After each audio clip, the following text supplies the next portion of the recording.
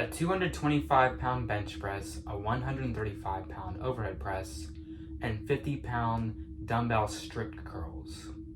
These are pretty much the only 3 strength standards that you have to hit in order to fully develop your upper body.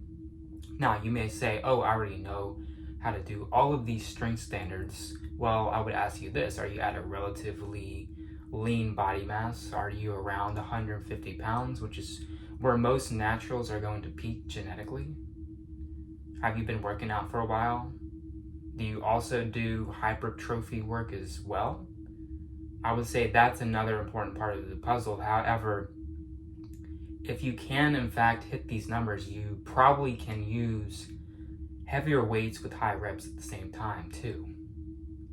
I've been to the gym about in the recent 10 years, I would say. And no, I have not been to the gym consistently for the past 10 years, but I have been there on and off for the past 10 years. And I would notice this common theme, which is that people would hit these strength numbers consistently. And the people that did hit these strength numbers, they normally were the most fit people in the gym. It was not only a strength thing, it was also an aesthetic thing. I will say, strength training doesn't really equal muscle training. In other words, training for strength, in my opinion, does not lead to hypertrophy, at least not significantly.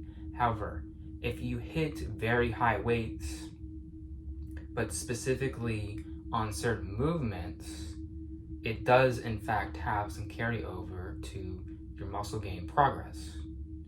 I think this is especially true for these movements that I've just listed.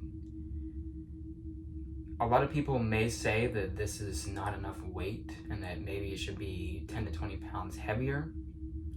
I would say perhaps so, but this is assuming a relatively moderate body weight, not too skinny, but also not too big or overweight. And I think that if you can consider those other factors, then yes, somebody who can hit these strength goals is probably extremely fit, but also extremely strong and muscular. Anyways, this is just something that I have thought about, especially upon reflecting on my lifting journey now that I've moved past the 10-year lifting mark. And I will say that I think that there is some truth to these standards, and I think that there is potential for people to have better progress, especially if they have these targets to hit.